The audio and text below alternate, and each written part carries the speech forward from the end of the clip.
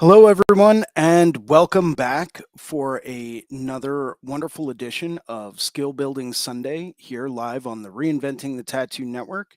It is Sunday, November 19th. It is 1 p.m., and I am your host, Jason Leeser, and I will be hosting today. And if this is working for you in the comments and in the chats, please tag a friend who loves tattoos. I'm trying out a new platform today, so I'm hoping everything is going through all right and everyone can hear me. Please let me know if you cannot hear me, as that would be greatly appreciated. And welcome to Guy Aitchison's Reinventing the Tattoo Community, where tattooers, apprentices, collectors, and the curious are encouraged to join in these live streams, real world events to share and inspire and ultimately create better art and tattoos together. We beam out nearly every day, and with your help, have evolved into a quality network of amazing live and on demand tattoo and art shows that have all been receiving rave reviews. You can find Reinventing the Tattoo in both of the app stores, the Apple App Store and the Google Play Store, as well as our Reinventing the Tattoo YouTube channel, our Reinventing the Tattoo Roku channel, which has 12 to 15 episodes going at any given time, 24 hours a day, 7 days a week, as well as all of the major podcast directories such as Apple and Spotify. Or you can do what most people do and just pull up your web browser and do a quick search for Reinventing the Tattoo, and you'll find it all except for the book, which is still currently out of print. So if you come across a copy, please let me know. I would like to purchase it. No matter where you were watching live or on demand, you can always get the latest and greatest, most up to date event information, all available at www.reinventingthetattoo.com. You can try it out for free. You do not have to subscribe right away. You can try a sample webinar from the Reinventing the Tattoo Canon, or you can get some free advice from Guy Aitchison about your unique goals, or you can take a comprehensive tattoo history course from Jay Brown. For fellow tattoo history nerds such as myself, highly recommend the tattoo history course. It's absolutely incredible. 100% recommend it. But the other options are also very, very, very good. At reinventingthetattoo.com, you can also find a full event schedule with full weekly and special event live stream details. For example, if you wanted to join into today's live stream, you could very easily go to the calendar, click on the link, and join in live with me today. You can also find access to the Reinventing 24/7 channel, which is a lot like our Roku channel. It's got 13 different episodes playing at any given time, 24 hours a day, 7 days a week, as well as a whole host of professional development courses from over 20 world-class tattoo artists. Once again, if this is working for you, please let me know in the comments and in the chats, and please tag a friend who loves tattoos. We have a number of weekly staple shows that we always encourage people to tune into, starting off on Sundays at 1 p.m. with me, Jason Leeser, and the Skill Building Sunday Drawing Group. And that's followed on Mondays with 4 separate shows. Starting off at 9 a.m. Monday morning, we have Drawing for Tattooers with James Wisdom, which I highly recommend taking, where we go through and we discuss basic drawing techniques and strategies to help us get back to our roots of being a fine artist. Highly recommend it. It's a great way to go back through and revisit those fundamental art philosophies and techniques that really help us create better art. Following Drawing for Tattooers with James Wisdom at 9 a.m., at 11 a.m., we have the Tattoo Weekly with Gabe Ripley, Lauren Gregory, and Jake Meeks from the Fireside Tattoo Network, where we go through and we discuss current events in the tattoo industry. This is a great way to go through and stay on top of all of the new legislation being passed, any new current events coming up, anything that might significantly impact the tattoo industry as a whole. Following that, at 5 p.m. on Monday evenings, we have Let's Talk About Feelings with Robbie Ripple, where we have a nice, safe space to go to discuss all different types of topics that maybe we can't really discuss with people that aren't really a part of this industry. Highly recommend you take a look at that if you're looking to go through and talk about different stuff going on in life, being a tattoo artist or being a tattoo apprentice. It's a great place to go to kind of vent and get some feedback from other people that have been in similar situations. Following all of that, Monday evenings at 9 p.m., we have a subscribers exclusive drawing group with Sandy McAndrew from the Reinventing the Tattoo Network. And this drawing group is only available if you have a Reinventing the Tattoo Canon subscription or a Reinventing the Tattoo Evolution subscription. It is specifically for subscribers. But each week we go through and we cover a different topic in the Reinventing the Tattoo canon. I can tell you 100% from my own experience that taking these Monday night courses alone is absolutely incredible. Well worth whatever price you might pay for the subscription. Highly recommend it. It's really helped me out along the way. It's helped me to be accountable for, showing up on time and improving myself. And it's an absolutely great resource. Following that, on Wednesdays at 12 noon, we have the Tattoo Now show with Gabe Ripley, where we get to go through and do a deeper dive into the business aspect of tattooing, whether that's marketing or advertising or trying to recruit new clients, or maybe you work at a studio and you're trying to hire a new artist. All of those topics and more dealing with the business side of tattooing are discussed during the Tattoo Now show with Gabe Ripley. Capping off the week, Thursday evenings at 6 p.m., we have the Tattoo Collecting 101 podcast with Fawn Baker, and that is an absolutely great place to go to discuss different types of tattoo collections and stories that we might acquire along the way of collecting our tattoos. We do have a special event coming up, and that would be Sunday, December 3rd. Well, the whole weekend of the 1st, 2nd, and 3rd of December. Reinventing the Tattoo will be live from the International Puerto Rico Tattoo Convention in beautiful San Juan, Puerto Rico. We will be joined by James Wisdom, Seth Mushrush, who you may have seen on here in previous episodes, Fast Alley from Lost and Found Tattoo in New Jersey, Jimmy DeLessio, Bill Canales, the Dragon King from San Diego, Fibs. The entire Tex family will be in attendance, and that's just a few of the incredible artists that will be attending the International Puerto Rico Tattoo Convention. And I personally am booking appointments now. So if you want to get in, you live in the Puerto Rico area, or if you live on the island, by all means, hit me up, let me know, and I'd be happy to go through and get you an appointment. Would like to go through and take a quick second to thank some of our sponsors and some of the people that make these shows happen. Starting off with worldtattooevents.com, the largest, most comprehensive resource for tattoo events worldwide. They're constantly keeping everything updated. As we know, conventions are getting rescheduled like crazy in this post-pandemic era.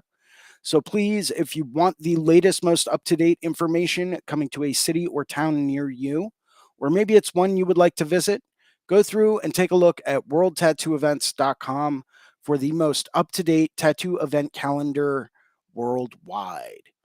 Would also like to say thank you to tattoonow.com, technology for tattooers, the leading edge in professional development, management, and digital tools for tattooers of all levels. They're constantly keeping everything upgraded and competitive with any type of CRM, mailing list, or scheduling software out there. And they are the number one resource for digital tools to help you get your work out there. Um, and I say this because I've seen their results. It is absolutely incredible. These guys are the number one resource for digital tools to help you get more clients through the door to get the kind of tattoos that you really want to do. So take a look at tattoonow.com. And of course, this wouldn't be Reinventing the Tattoo without a very big thank you and mention of Guy Aitchison at guyaitchison.com. He is the founder and inspiration behind Reinventing the Tattoo. You can go to guyaitchison.com to pick up a copy of his Biomech Encyclopedia, some of his DVDs. I think he still has a few custom coil machines for sale on his website, countless fine art prints, and occasionally the original oil painting, all available at guyaitchison.com. Would also like to say a very quick thank you and hello to the Apprenticeship Diaries with Amy Nichols, the number one resource for tattoo apprentices and apprentice hopefuls. So take a look at the Apprenticeship Diaries. Where was I? Yes. As always, if you like today's episode, we ask that you hit that like and subscribe button down at the bottom of the page. And please post a positive review on the channel. Help us get the word out. Recommend it to all of your coworkers, friends, etc. If you would like to host a Reinventing the Tattoo event, become a sponsor of our community. Or if you are looking for a fine art or a tattoo critique, you can always email management at reinventingthetattoo.com and we will get back to you just as soon as we can. And looks like we've got James Wisdom with us today. James, are you still there? I can't see your video, but I do see your name listed. I'm wondering if you're there. Well, maybe James will be returning to join us in just a few minutes. Um, you never really know. We are trying out a new platform today. So if we experience any technical difficulties or glitches, I do sincerely apologize. Today's topic, something that I really wanted to discuss and something that I wanted to kind of follow up on. I believe it was from last week or the week before, where we started talking about raising our rates and what we should charge and things of that nature. And today is going to kind of reflect on that. I've had one or two people reach out to me and ask me some questions about, well, how do I know what I'm worth, right? How do I know how much to charge? How do I know, what I should be, valuing my work at? Um, and today's topic is very simply put, realizing personal value. Okay. When you realize your personal value, it can really do a lot to help you go through and personally justify, um, why you deserve to charge X amount of dollars, right? And it's something that, I've talked to more than a handful of people about. And, it's something that I think we all need to revisit every now and then. And I think one of the best ways to go through and do that is to go through and take a pencil and a piece of paper and literally make a list. Make a list of all of the things that you have done to improve where you're at and to improve your skills, right? Maybe it's attending seminars, maybe it's attending the Paradise Tattoo Gathering, maybe it's online classes or seminars that you've purchased, like any number of different on demand, learn, this technique kind of courses. Um, maybe it's travel. Maybe you've had the experience of going out and doing a guest spot with Ali and Pete over at Lost and Found Tattoo and learning from them about their experiences with Philip Liu and how he tattoos. Maybe you've gone out and gotten tattooed by Philip. Maybe you've gotten tattooed by James or Anthony Tex or Phibbs or, Steve Butcher or, any number of absolutely incredible artists. And you've taken the time to invest into that and you've gotten tattooed and you've learned and you've come away with more skills from that experience. Um, Maybe it's people in your network that you can call upon at any given time to ask for their advice or some help or, um, just pick their brains about different things. Recently I went through my own phone and I went through my whole phone book and I started to create a new contact list of, really incredible tattoo artists whose phone numbers I've acquired over the years that I can call upon for advice at any given time. Um, and it really kind of made me stand back and say, wow, I can call this guy and ask them questions. That's awesome. That's incredible. Like, why am I not reaching out to that person more often for advice, even if it's just on a painting or a sketch or, lighting or a color choice? Utilize your network, utilize your resources, and that's going to add value to who you are, what you can charge, and where you're at. um, make a list of all of the different things that have impacted the way that you do things. I, for example, invested quite a bit of money in the past few years in, the Reinventing the Tattoo course. Then I did the Explorer Tattoo Conference. I've done the Paradise Gathering for several years in a row. I frequently travel out to a lot of different conventions and go through and I pick the brains of certain artists whose work really stands out to me to try to understand and get a better grasp of what can I do to improve my work so that it stands out not necessarily like theirs, but maybe I can utilize some of the knowledge that they've gained to make my work stand out and bring my work up to another level. Well, that's a value add, right? And today we're talking about personal value. So that's an additional value that you can bring to the table. And all of these things can also reflect maybe it's time for you to switch studios. You know, staying where you are forever might be great for some people. Maybe it's time to move on. Maybe you've been at the same studio for 5 years or 10 years and it's not that you don't like those people anymore, but maybe you feel like there's not much more you can really pick up or learn from in that environment. Well, that's a pretty good way to tell whether or not it's time for you to switch it up. Um, but these are all things that you can also use and you can also take to the table. Say you're interviewing for a new tattoo studio position at a different studio. Great. You can turn around and you can use all of these things as value adds for what you bring to the table at that studio. You know, think of it almost like a CV or a resume, right? Of skills that you've acquired, things that you've learned, people that you've networked with, and that is a value add. That is things and that is knowledge that you can then bring to the table to go through and say, yes, I am worth this much, or maybe it's negotiating a new percentage or a new studio rate with whoever the owner of the studio is. You can go through and you can leverage this information and you can say, I have done X, Y, and Z to bring value to myself that makes me more valuable.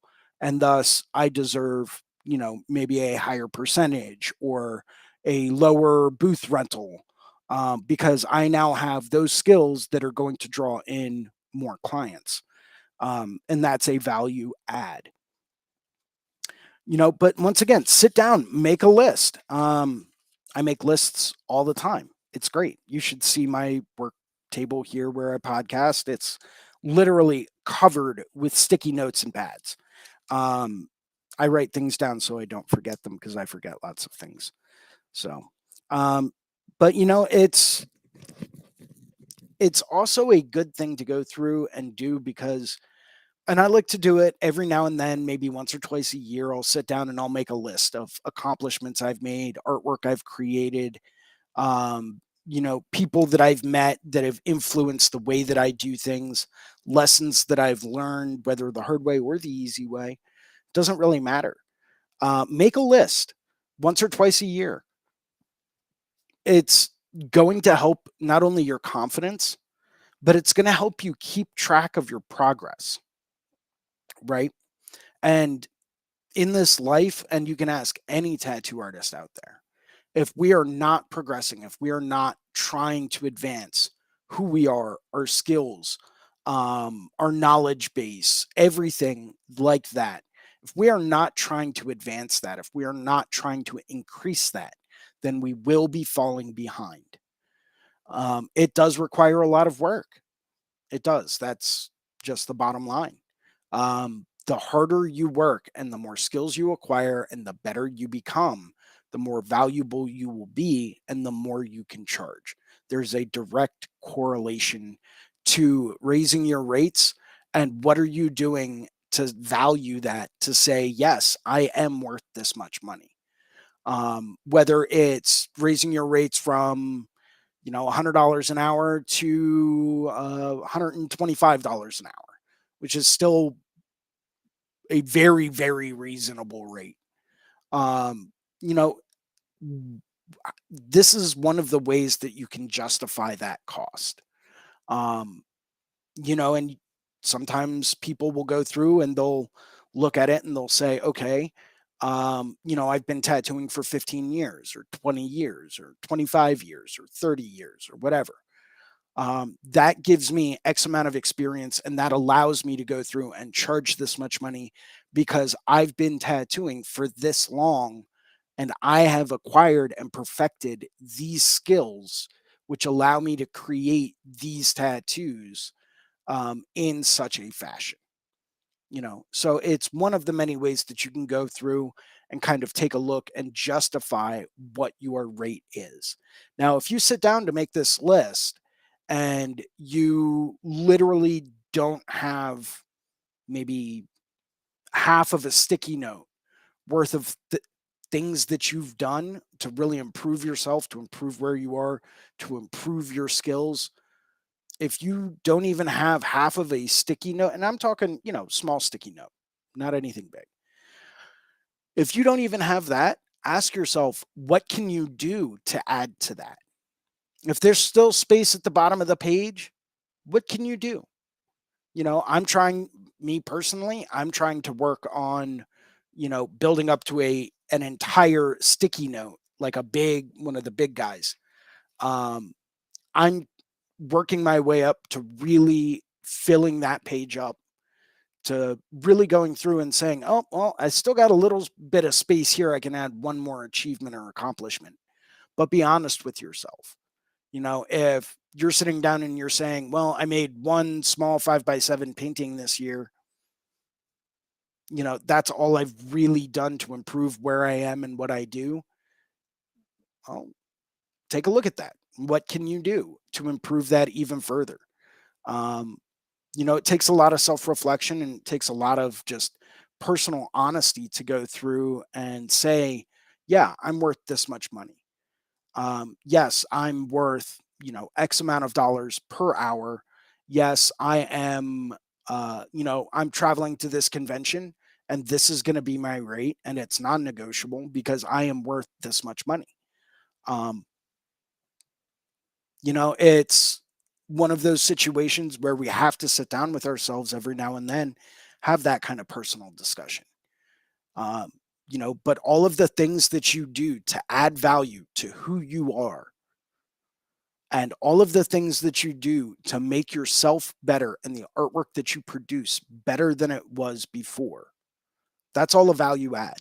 Factor that in, you know, keep a list going of all of the different tattoo conventions you've attended, all of the people you've met, all of the things that you've learned. Maybe keep like a little notebook, tiny little, 3x5, lined ruled moleskin notebook or something equivalent. Um, keep a list. Keep a list going of things that you've picked up from different people. Maybe it's going and meeting people and talking with them and watching them work and asking them questions. Lord knows one of the most influential things that I've ever done was I made the investment one year and I flew out to the London Tattoo Convention back in 2016 and 2017. And I got to take a look at some of these upper echelon people, and how they were tattooing and what techniques they were using, what equipment they were using, how fast was their hand going, how much pressure were they applying, what was the rate at which they were working, what pigments were they working with. These are all things that I got to walk around and see firsthand, and just take a look at and ask them questions. And of course you do it in a polite manner where you go up and you say, hey, do you mind if I watch you for a few minutes and ask you some questions about how you do what you do, why you're using what you're using? Most artists that are out there are more than happy to answer whatever questions you might have. Every now and then you do get some people, and you see this a lot more frequently at things like tattoo conventions that are really, really huge. There are certain tattoo artists out there, they do have a little bit of social anxiety, that might not be willing to answer your questions. But I can almost guarantee you, if you grab their business card, you shoot them an email, and you say, hey, listen, I was the guy that stopped by the booth. Just wanted to ask you some quick questions about what you were using and why you were using it. um, if you have a minute, I'd love, a little bit of insight to this. If not, I totally get it. Not a big deal. but I'd really like to pick your brain about it. Most artists out there would be more than happy to go through and get back to you and talk to you about whatever you can imagine. These are just some of the things that I've picked up on in life. And these are some of the things that I've done to improve my value and to increase my own personal value in the tattoos that I do.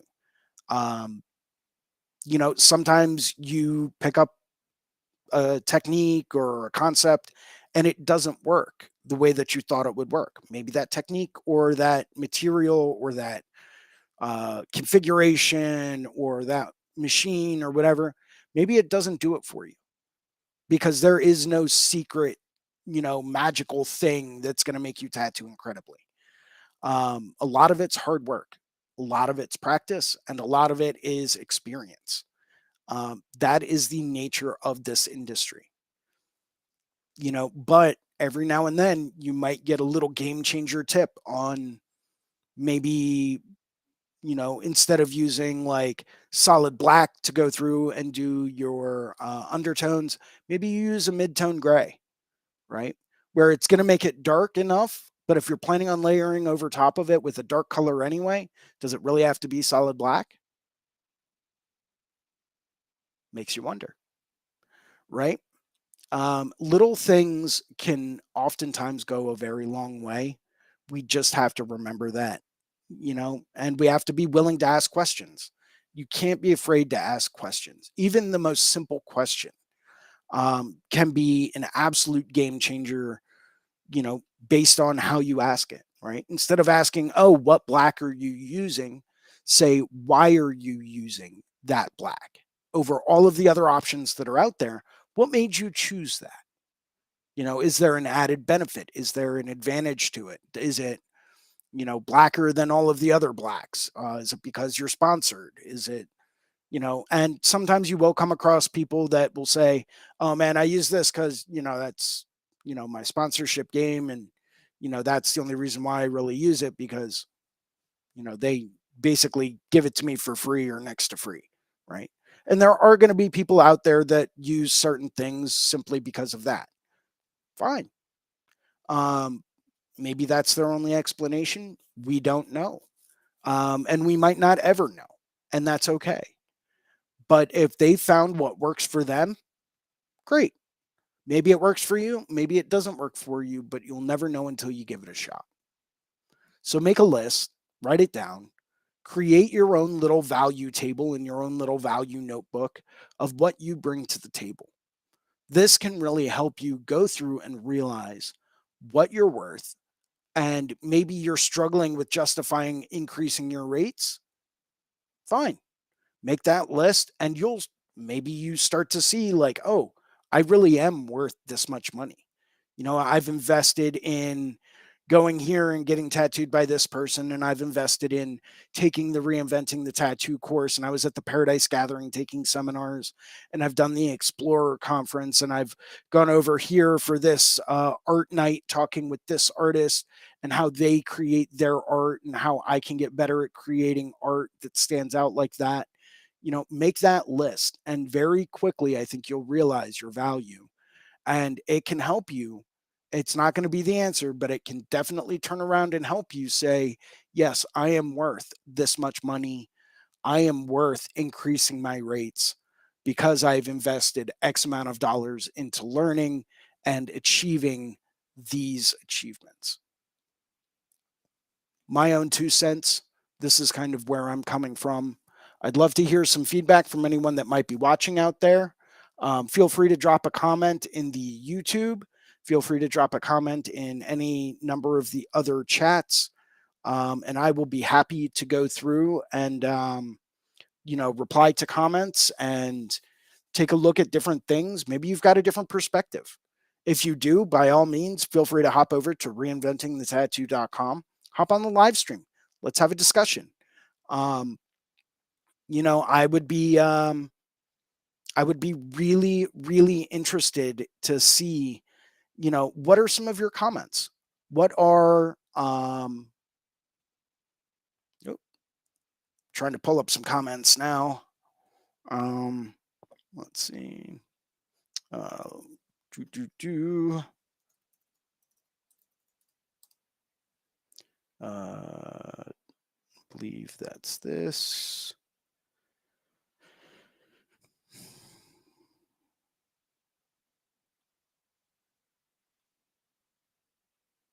Let's see here. Let's see what comments, if we have any comments. Don't know if we have any comments just yet. Let's see where people are watching from. And we'll pull this guy up as well. Boom. Yeah, what are your opinions? What are your strategies? How do you value what you do? And we got Tattoos by Spirit with us today. What's up, Spirit? Man.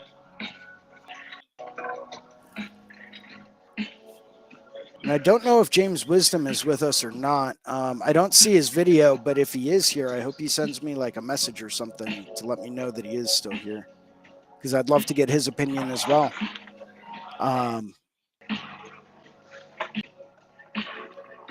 Yeah, I don't know if you caught the first part of today's Spirit. Seems like the music's a little loud in the background. There you go. Much better. What do you got going on today? Me? Oh, I'm doing a tattoo. Let me show you.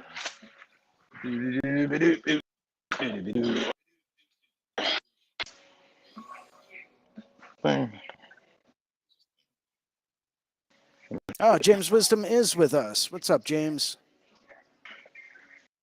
Working on a Viking sleeve. Oh, that's coming along nice, dude. Thank you.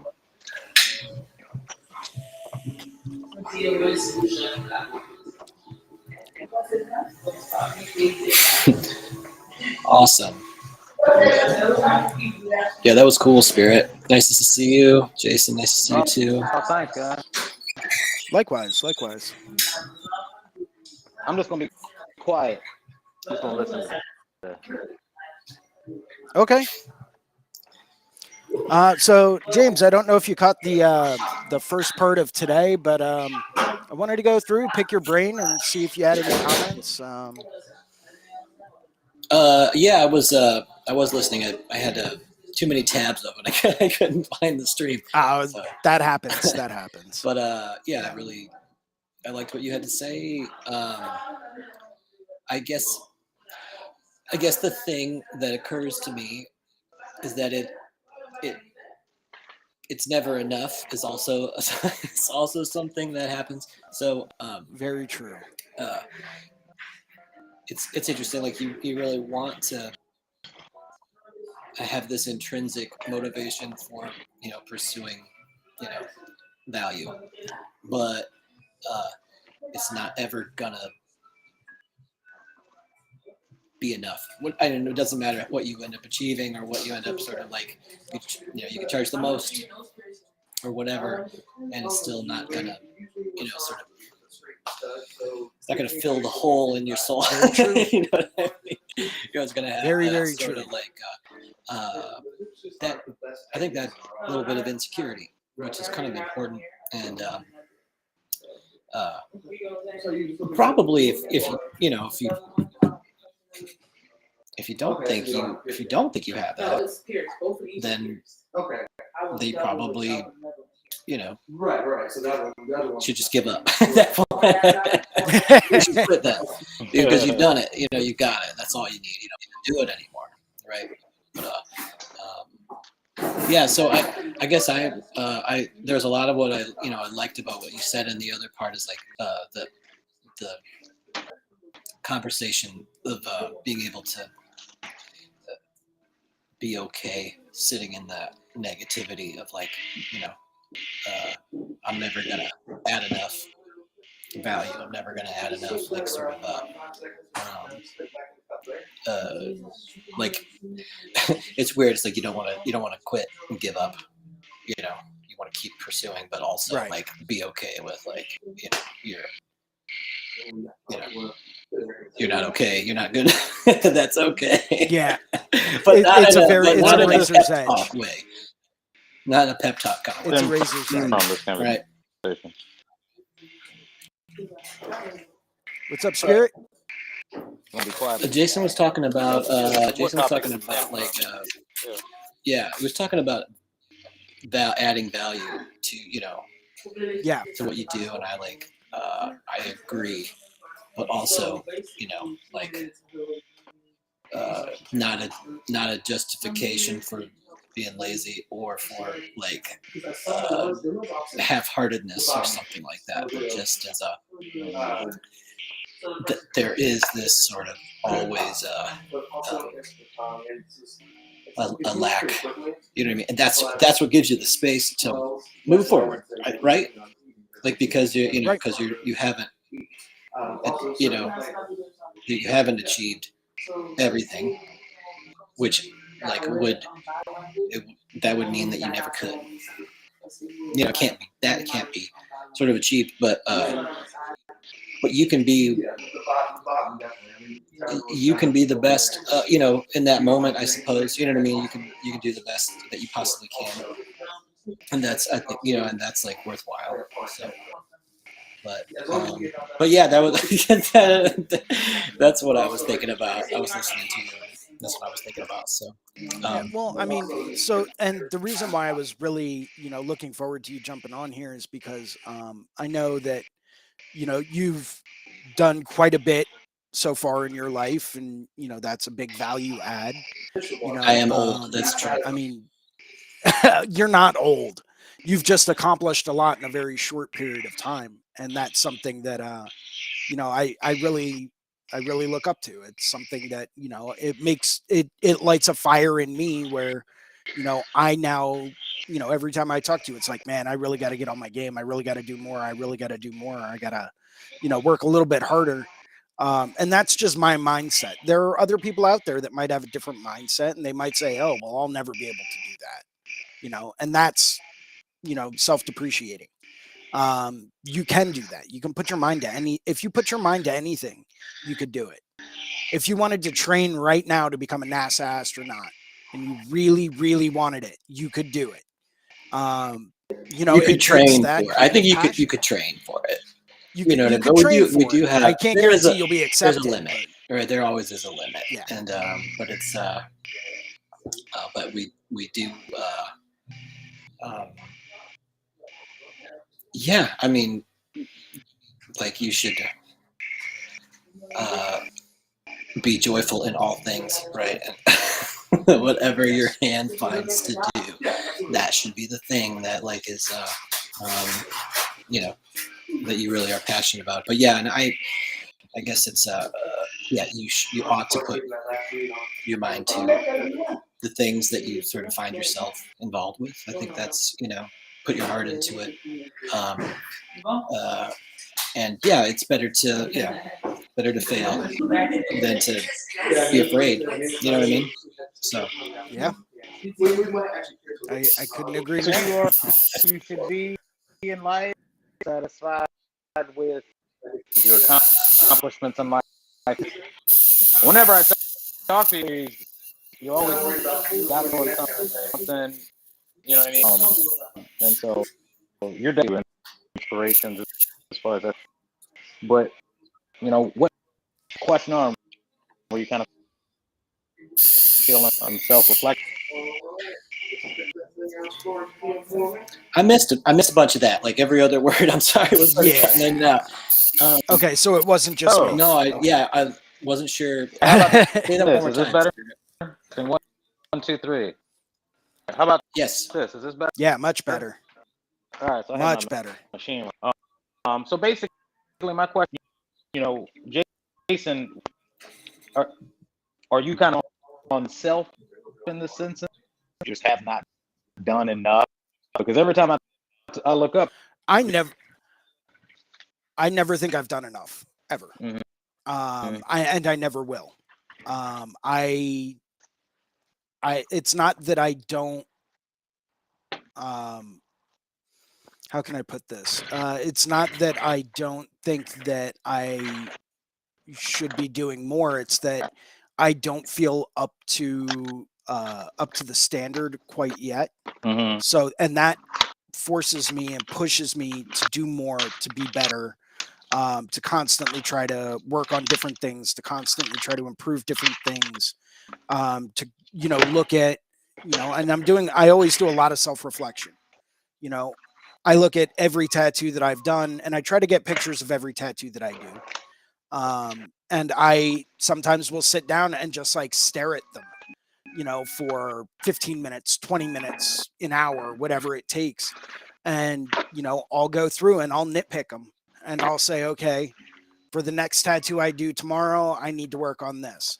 For the next tattoo I do that's color, I need to work on my color blends. Where I need to work on, maybe skipping around a little bit more, working with different values. I've got a lot of bright tones. I need to use more muted tones, to really allow those bright tones to show forward. Maybe I'll take it and I'll take a photo of that tattoo and I'll put it into grayscale.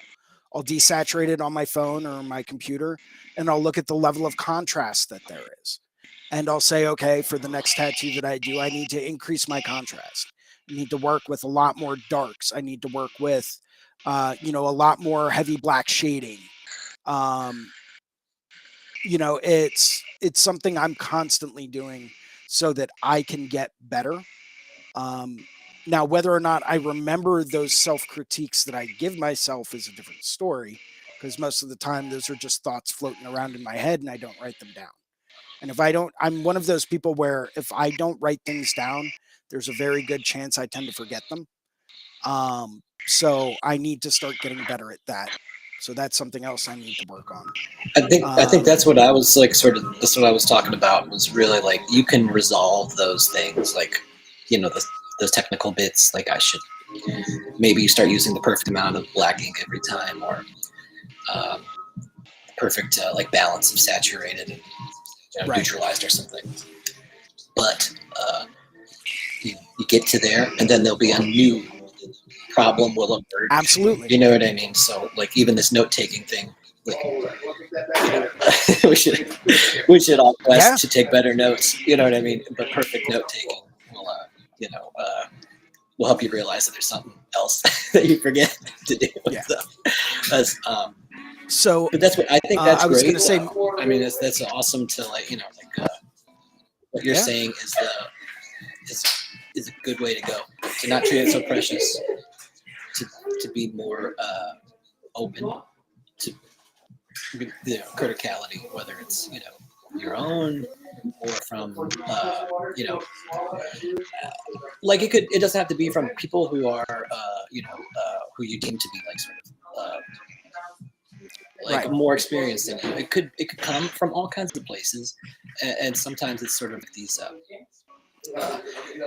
it's just everyday folks that could say something that like I never thought of it that way. I didn't see it in this light, and that helps you more. You know what I mean? Than just certainly the thinking that it's so great.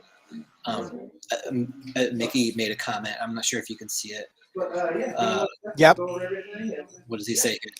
Mickey Schlick made the comment. I think it's also about how you train and your willingness to put yourself under pressure to meet your goals. Nobody else can do that for you. And that's words of wisdom right there. That is like, I'm probably going to be outside raking leaves in a little bit, just running through that comment in my head. Thanks, Mickey. Thanks. Really appreciate it. You got me stuck on something now, and now that's all I'm going to be thinking about today. Thank you. Come on, man. You can't be throwing deep thoughts like that at me all the time. Like it's a lot. But it is true. You are the only one that can achieve your goals, because you are the only one that can go through and define your goals. You have to put yourself under pressure. You have to give yourself deadlines. You have to work hard for those goals. And that's the way that it goes. Yeah. You can laugh all you want, Mickey, but thanks. But it's the truth. You have to train yourself to work under pressure and meet your goals, and you have to work relentlessly on them.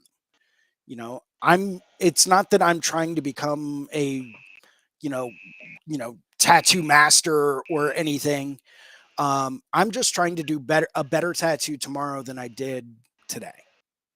And it's just a little bit of self-analysis can really, really go a long way. Um, and there's no getting around it. That's what it is. It's just improve, even if it's just a little bit, you know, on every tattoo that you do. Now, we all have off days. We all have days where, things could be better, or things could have gone better, or maybe we run into an unexpected situation or an unexpected problem, or maybe, the stars just don't align that day for some reason. Fine. Improve the next day, improve the next one. Constantly try to improve everything that you're doing. But you don't have to improve it 1,000% overnight. Sit back, learn from your experiences, look at the work that you've done, and improve a bit better the next day. Obviously try to do the best tattoo that you've ever done with every tattoo. You know, um, it's just a philosophy that I was taught a long time ago about tattooing, and it's kind of stuck with me ever since. Um, every tattoo that you do should be the best tattoo that you've ever done. And it just goes to show, like, yeah, it's all about little bits of improvement here and little bits of improvement there, and building on that improvement. I look at a cover up I did the other day, very successful cover up, um, very solid color, great saturation. But I was looking at the tones that I was using, and a lot of them are very, very pure saturated tones. And I remember looking at that saying, okay, I probably should have used more muted tones here. This could have used more contrast there. I like the way that this turned out, but also at the same time, I think this could be improved upon. Don't be afraid to pat yourself on the back for things that you do well, though, because that goes a long way. We can't always just purely beat ourselves apart, just on every tattoo that we do. We have to compliment ourselves and pat ourselves on the back for the stuff that we know we nailed. So, not saying that it can't be improved, because there's always room for improvement, but it's always good to give ourselves some props on, hey, maybe I executed this really tricky tattoo in a fraction of the time I thought it was going to take. Right? Awesome. Yeah. That pat yourself on the back. That means you're getting more efficient. That means you're starting to get those techniques down. That means that you're starting to really improve on what you're doing. Great. Do that. Yeah, pat yourself on the back for it, because that's an accomplishment. Maybe you take the tattoo that you did, you put it into grayscale, and you realize that there's a great amount of contrast there. Wonderful. Pat yourself on the back for it. And make sure that you do the same thing on the next one. Um, Constant repetition in what we do that works well is what's really going to help us evolve, and it's what's really going to help us achieve that next level. Um, that's my 2 cents on it. It is what it is. But there's always something that we could be focusing on with every tattoo. I look at some of the black and gray work that I've done over the past year, even as recently as 6 months ago. And I look at it and I'm just like, there is no contrast in this. It's almost purely mid-tone. Like, I don't have extreme darks. I don't have extreme lights. I don't have a really dynamic contrast range. And, as of What's up, last man? week when I was working on that gorilla, um, I really wanted to go through and really work on creating more of a dynamic contrast, because I know it's something that I personally need to improve upon. Use super dark darks, use super bright brights, but make sure that you're doing it in a good contrast and in a good ratio. Um, Do you have areas of line, no line, hard edge? Do you have areas of Oh, vague detail and sharp detail? Um, are you really creating that depth? Do you have any areas that are, dark and dark or light and light? Are those being used in the appropriate way? Do you really have separation of different thank you. elements within the tattoo? These are all questions that I ask myself with every tattoo that I look at that I do. And some I do very successfully, and some I know that I need to improve upon. But a lot of it comes down to self critique. You don't always have to have, some upper, echelon or, super famous tattoo artist critique your work. A lot of times they're going to point out things that you already notice, so why take the time to do that? I'm not saying don't get their opinion if you have the option to, but, take the time and do what you do, and look at what you need to improve upon. Yeah. Uh, Now you're using a rotary today, Spirit.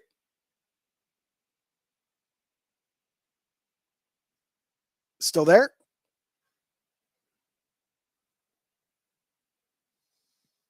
Hello. I think Spirit froze. Well, I had something I wanted to ask you about. So Yeah. I'm getting ready to go to Puerto Rico for the International Mm-hmm. Tattoo Convention in Puerto Rico. And so I've never flown with ink before. And I'm curious, like, can you give me some tips on flying with ink? I'm gonna Okay, take down so notes. I'm gonna write down notes. all right. In fact, I could probably grab. You know what? If you hold for 1 second, I'll be happy to go over some of this with you. I don't really have. Actually, I think I can move that camera over.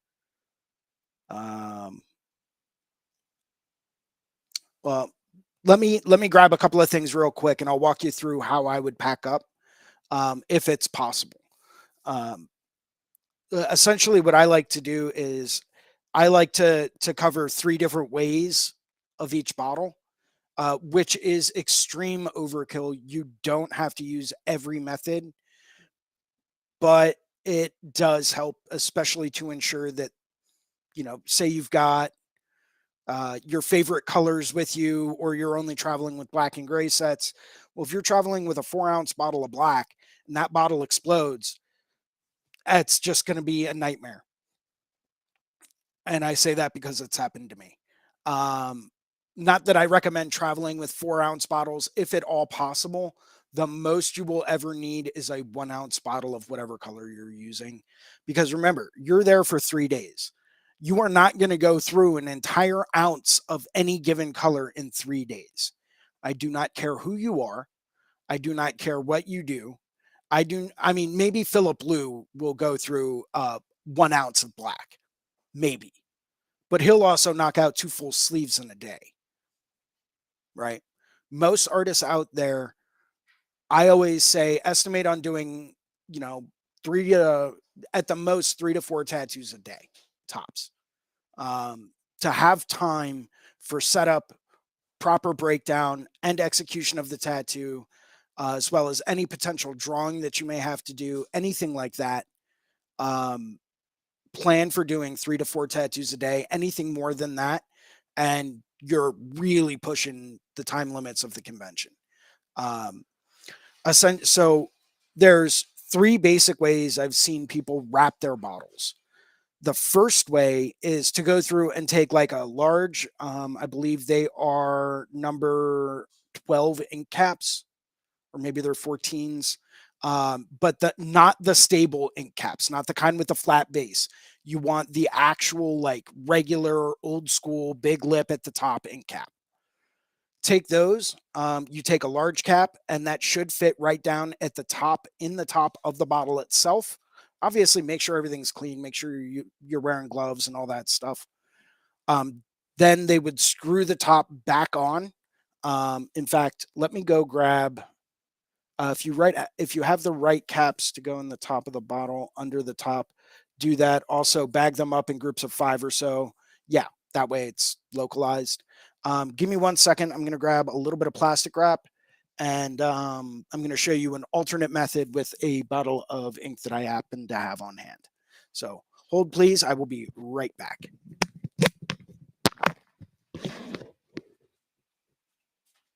Yeah. So this one. And while Jason is off getting some ink bottles, I would love to invite you to join me Mondays at 9 a.m. We're drawing for tattooers right here on Reinventing. Jason shows up to that sometimes too, but it'd be great to see you there. Yeah, we draw stuff and we talk art. So yeah, Mondays 9 a.m. Drawing for tattooers.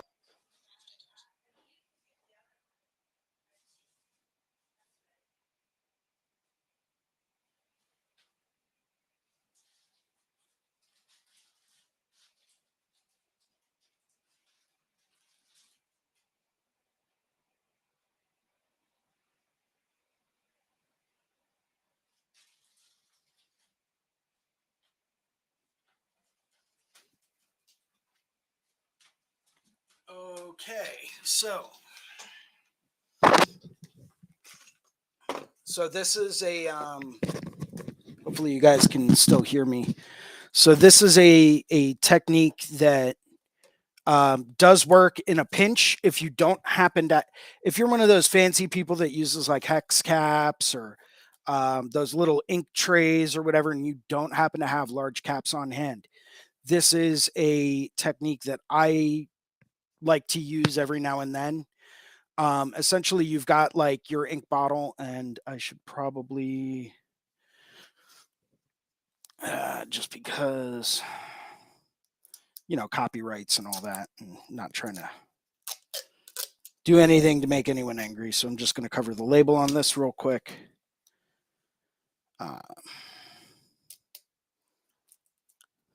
Good enough, right? So you've got your ink bottle, right? So what I typically like to do when you're trying to travel, I'm trying to make sure I've got space here to do this the right way. So I'm going to unscrew the cap, right? Set that aside on like a paper towel or whatever is handy. Now, once again, I always recommend doing this with gloves on, making sure everything's nice and clean. What I'll then do is take a bottle bag or plastic wrap or shrink wrap or whatever. And I don't exactly have scissors here, but that's okay. I'll just use pocket knife. That does tear pretty easily. So tear off a piece of plastic wrap, or if you have the chance, use a bottle bag and use a double thick, use both pieces of the plastic. For this, I'm just going to double it up because all I have is plastic wrap on hand. So I'm doubling up the thickness. And I'm going to lay that right over top of my bottle. Okay. Make sure it goes down all the way over each of the threads. I'll hold it like that. Take your cap. Goes right back on over top of the plastic. Okay. Make sure everything's nice and tight. If there's any excess plastic, I'll try to wrap that around the bottle lid, just as like an extra layer of precaution. And then I'll actually go through and take more plastic wrap and I'll wrap the whole bottle. What this is going to do is this is going to help contain if anything happens during pressurization or depressurization of the pigments in flight. You don't have to use like the 6-inch shrink wrap like I'm using. You can use a big one. I like to start out here at the top, wrap it over the top, and then around a little bit.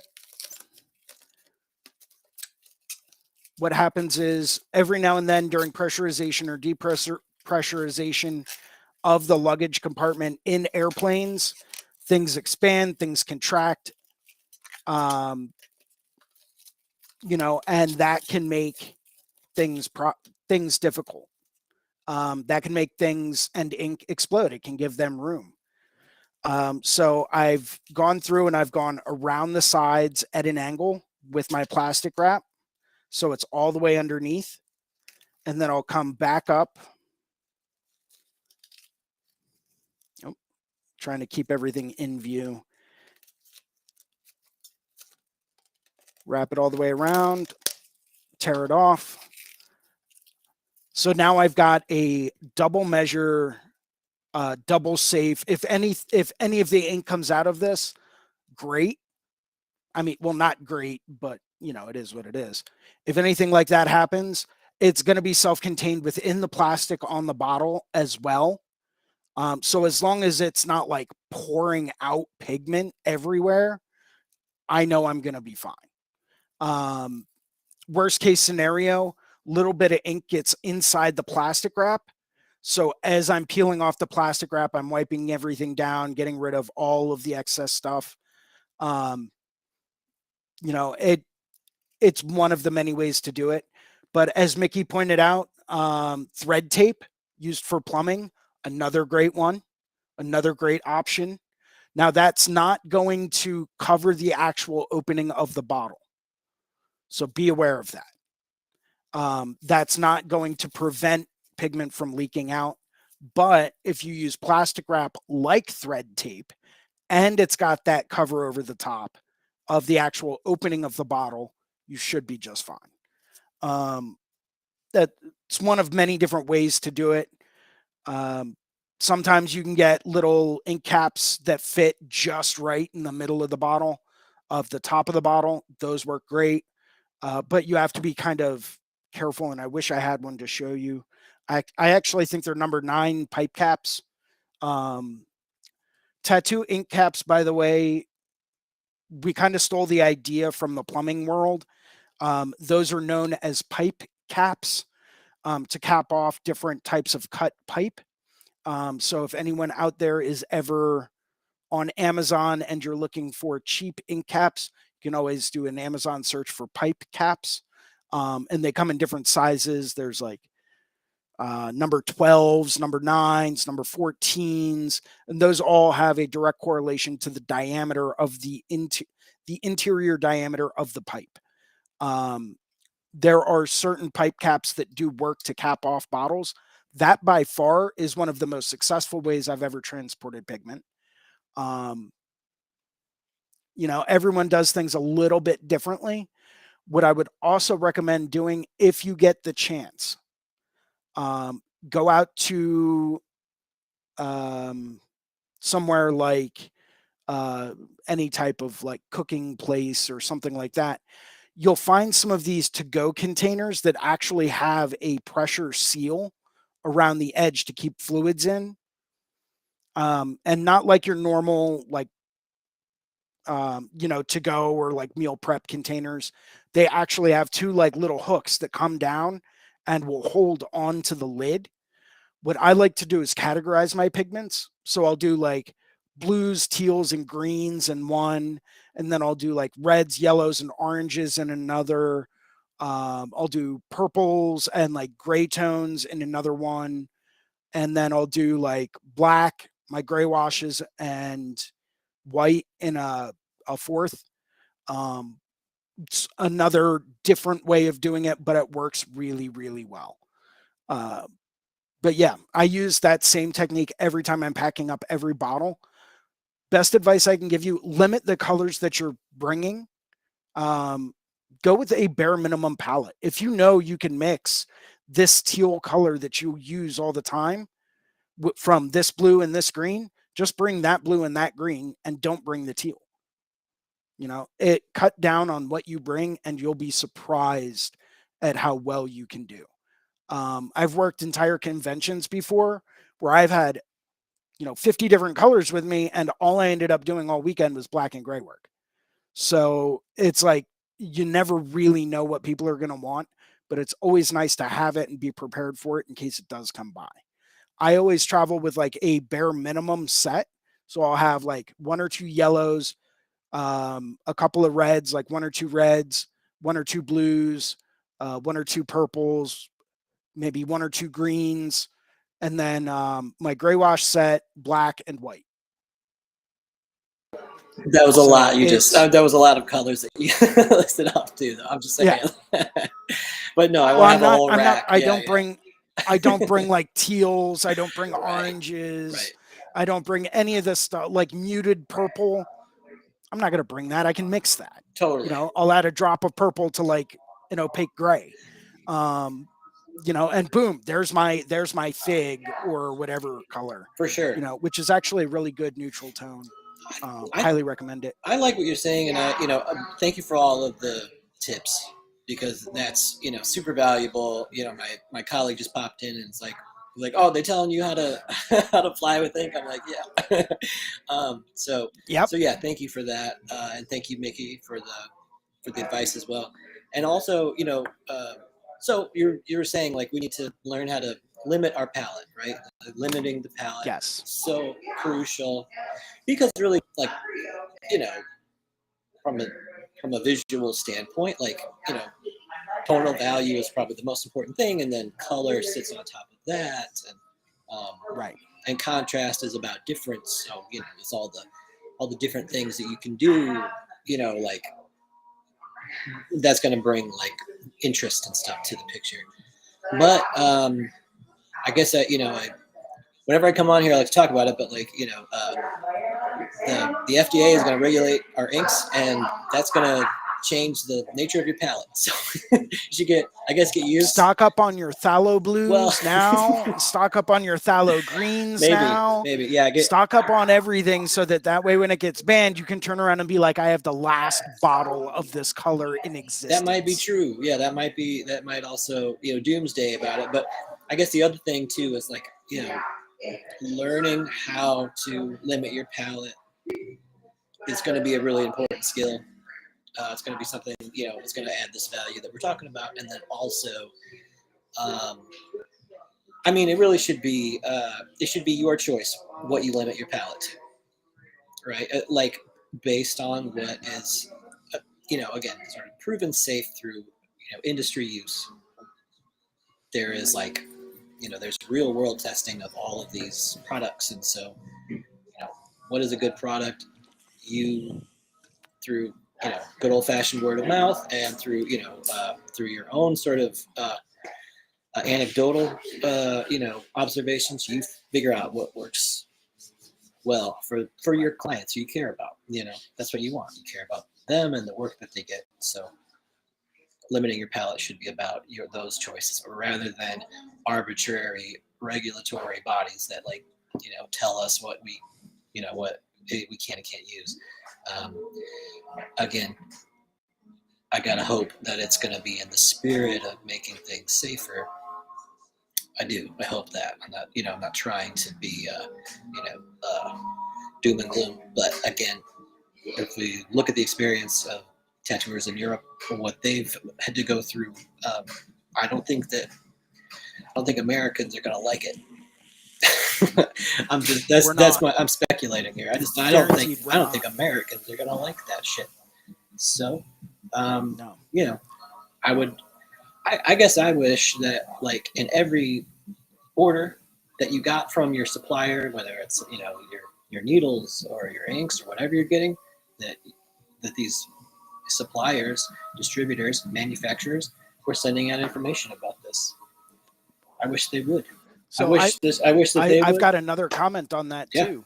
Like I think I'm a personal believer, and I saw a recent post on Instagram about this, but why can't tattoo pigment manufacturers actually put the level of light fastness on their pigments? Why is it such a hard thing to do? There needs to be more testing, probably, and I support that. I think there should be more testing. There should be more information. There should be labeling, and and all of that stuff. But so the testing's been done. They know when they buy the dry powder to mix those pigments. Right. They know what the light fastness of that pigment is, Sure. and it's directly supplied by the manufacturer of those ground pigments. Why can that not be put on the bottle? Why is it such a big thing? because I would love to go through and choose my color palettes based on the ultimate light fastness of the colors that I use. But if we don't know that, how can we utilize that information, in what colors we want to use? Um, it's something that I'm always curious about, and it's something that it's not the pigment. Um, yeah, this is super huge because they don't have it, and the sun will fuck up everything, and they cannot use a clear to protect it. It's not the pigment. Good input, Mickey. Real good input. Mickey also said you can get many different colors from different companies and different mediums that have different light fastnesses. It's a big thing. I mean, the disappearing orange is like one of the best cases of that. But at the same time, if you can mix an orange and the right orange for what you're trying to do from a yellow and a red, limit your palette. Mix it up if you need to. Sometimes it's just not as intense. It's not as intense as you wish. You know what I mean? You really want it to be. True. But I mean, like ultimately, there is going to be a real relationship to like color's relative, right? So like if you really want to make an orange stand out, like it's going to be what surrounds it that ultimately brings out its orange True. quality, its oranginess. But I mean, there are more intense forms of various of all these hues that we're talking about. And the problem is, I mean, again, like, so what you're talking about, like what we see on pigment tubes, or paint tubes or something, the light fastness and stuff. Maybe there's something equivalent in tattooing, but Yeah. like, and maybe that would be something good that could come out of the legislation, the regulations that are going to happen. There could be more label, there could be more information, more points of data for you to make informed choices. But it's possible. There's a possibility that that things get taken away, and what will take their place. God only knows who is going to be it, who gets to say, and I think that's the real. That's the unknowing part, the part that ought to cause some anxiety because we can't know until it happens, and it's going to be something that will be harder to change once it's in place, rather than, let's say right now, this little period, this 6-month moratorium on the regulations going into being put in place. So, but that's probably it. You know what I mean? As soon as this, probably the middle of next year or something like that, you're going to hear about it. And it'll, maybe it won't be as big of a deal as. That's when I saying. think you're going to start to hear the purge siren sound. And, Maybe. No, well, I mean, at the same time. Everyone stay in your houses. The tattooers are out again. Right. But at the same time, if you're not allowed, if a certain formulation isn't allowed anymore, you're not going to be allowed to use it. I don't know what that means, but it's basically, you're putting yourself, you're exposing yourself to liability. That's all I'm saying. I'm not suggesting that there's going to be some police force that's going to come and make sure that your inks are whatever, but I am saying that, like, you're exposing yourself to more risk. That would be true. What ink did you use on this particular tattoo? The band one. What date was that? Okay, during its prohibition. Yeah. Well, okay, so fuck you now. So that's all I'm saying. Right. Is that it could be a really sticky, messy, uncomfortable thing, and that's the thing too.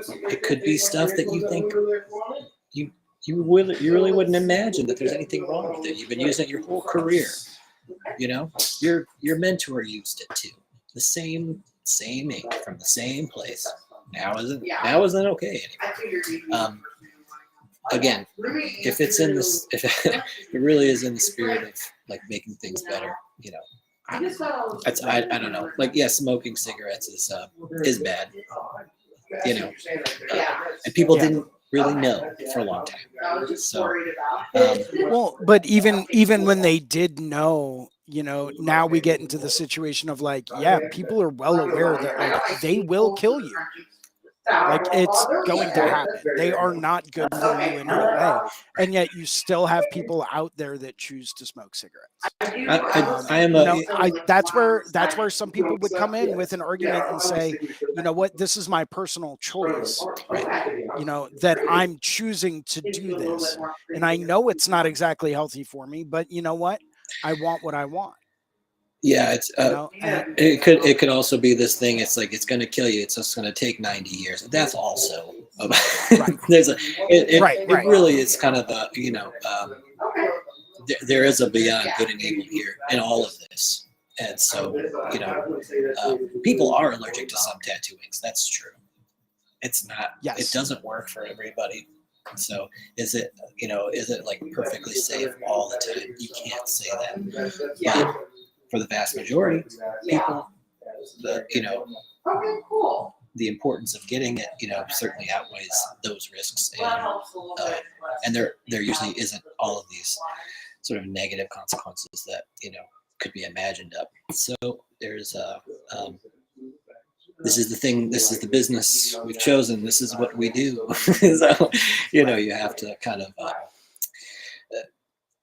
be aware, be informed of it. That's it. Don't know what's going to happen. Might not be a bad thing. Might not be a big deal. But if it is, it's gonna, that sucks. That's all I'm saying. If it is, that sucks. So. Well, that's why I'm trying to get a leg up on it, and I'm trying to go through and limit my palettes now. And, hopefully, some of the colors that I choose for the palette that I'm creating, hopefully none of them go away. But if they do, I'll make it work in some aspect. Gotta roll with it. Yeah. No. I think I've heard that before. People that just I just do black and gray. Right. I just do black and gray, or I just do this or that or whatever. And it's like, like you're missing the point. You're missing the point of like, being intruded upon. That is the thing that's a matter here. Just because you don't feel like it's going to affect you directly doesn't mean that it's, you should be asleep on it. It really is. It could impact so many different areas. That's something that everybody should be aware of. Creature said something. I'm interested in how this info will affect us in the spring. Me too. I don't know. We're gonna see. We'll find out. We'll all find out together. It's something's gonna happen. That's for sure. Oh yeah. But yeah, I mean, why aren't our manufacturers and distributors saying more about it? I don't know. I bet if you called and asked them, they wouldn't have any information to give you. So probably there's information on APT's website, safetattoos.com. Safe-tattoos.com. Go join the APT. If you have not already, go join. It might be, this is a big thing. It is a big. It really is like it ends up being about like if you pay your dues, then you are contributing to an overall project. So that is something to consider. But even if you don't, there's still information there that you can readily check out. You can easily see what's happening. So that might be the first step, And if you feel compelled after that, that might be worth considering. But you can check out what's they have centralized the information about what's happening. So if you haven't heard about this, then go there, check it out, see what's on going on down the road. So. Yeah. Awesome. So this year I'm actually bringing my small little stencil printer down. So if we need any stencils run, we can run those right at the booth. We don't have to. There was a big issue the other year down in Puerto Rico. This was a few years back, where the event organizers didn't have a stencil machine or somewhere to run stencils. And I was, I think, one of 2 people at the show that had like a little pocket jet stencil printer. So I was getting slammed by people all over the place, like, oh, this person needs a stencil. This, oh, yeah, tell them to come over. I've got like 8 pieces of stencil paper left. It can't be anything big, but if it's small, I can run it on the same piece as this guy. But I'll have that down there with us. So we can go through and do that. I'll also have some loose, like hand trace stencil paper in case anyone wants to do hand trace stuff. Um, it depends on what people want to get done and, you know, and what they want essentially. But I always try to go with a minimum setup, especially because if all goes well, I'm going to be hanging out with Anthony Tex on Sunday at noon. And we'll see what happens. But so I know Sunday there's a pretty good chance I might not be doing any tattoos, but there's always a chance I will.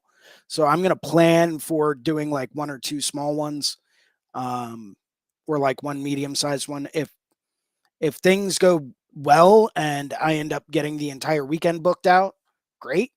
But I'm not exactly counting on that happening. So I always bring like a bare minimum setup with me while I'm down there. But like I said, people are trying to get all types of different stuff.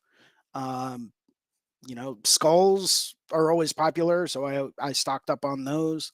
I've got a whole bunch of different like colors, styles of different things that I'm bringing down. I got 15 brand new designs I'm bringing down with me. I was shooting for 20 and I still might try to get to 20, but we'll see. That's going to be kind of tricky, but I think 15 is a good number to bring down with me for this year. So That's what I'm going to bring. but Lots yeah, of skulls. I mean, Lots of skulls. bring So, skulls, bring flowers, bring, whatever you yeah, can think of. I'm gonna bring skulls and roses and stuff. So that's what I'm Yeah. looking forward to. Hey, I got a Hey, jet, but by thank all you so means. much for this. It was always like thank you, and it's a pleasure. And hopefully see you tomorrow, 9 a.m. Drawing for tattoos. Yes. All right, peace. Excellent. Take care. And we're back to me. I did want to go through and say thank you to everyone. It is getting to be that time. Thank you to everyone that was watching today. Hopefully, you guys learned some new stuff and improved your skill set. This is Jason Leeser, and thank you for joining me for Skill Building Sunday here live on the Reinventing the Tattoo channel. And we do this every Sunday at 1 p.m. We have Skill Building Sunday with me, Jason Leeser. If anyone has any questions, if you like today's show, make sure to go through and hit that like and subscribe button down at the bottom of the page. And make sure that you can stay up to date for all of the new upcoming shows coming at you over the next couple of weeks. This has been absolutely awesome. Thank you all very much for joining me today. As always, if anyone wants to reach out to me directly and you guys have an idea for a show or a topic you want to discuss, if you're looking for a design or a tattoo critique, you can always shoot me a direct message right up here on Instagram at Philly Inc., or you can email me directly at jason@reinventingthetattoo.com. Thank you very much, everyone. As always, it has been an honor to go through and host this show for you. Thank you very much. And I will see everyone next week, where next week's topic will be covering convention prep. So that's going to be one that you don't want to miss. Thank you very much, everyone. I hope you guys have a great day. And if you're anything like me, you're going to be outside raking leaves for most of the day today. Joy. They might be great to look at, but when they fall and you have to clean them up, it becomes a pain. But thank you guys very much. And I will talk to you again next Sunday at 1 p.m. Cheers.